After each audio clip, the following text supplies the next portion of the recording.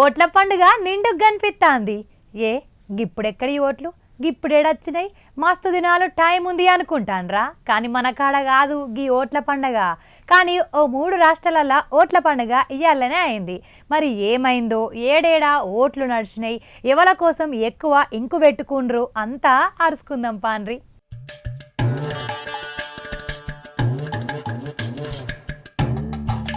పొద్దుగాల 7 సందే ఇంకు పెట్టుకునేటందుకు లైన్లు కట్టిండ్రు 3 రాష్ట్రాల ఓటర్లు.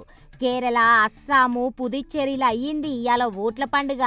ఓట్లేసేటందుకు లైన్లు కట్టిండ్రు పొద్దుగాలటి సందే. పుదుచ్చేరిలో 30 శాసనసభ స్థానాలుంటే 294 మంది పోటీలో నిలిచిండ్రు.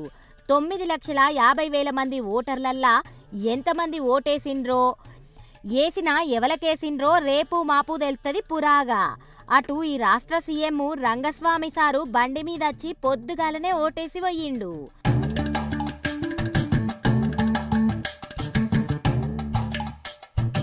అటు కేరళ 140 సీట్లుంటే 883 మంది పోటీకి నిలబడ్డారు.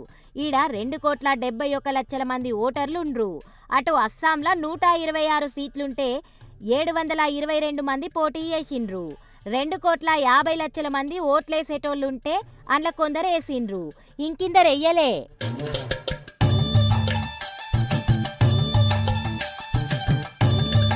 కేరళలో ఈసారి ఎక్కువ మంది ఓట్లేసిండ్రు.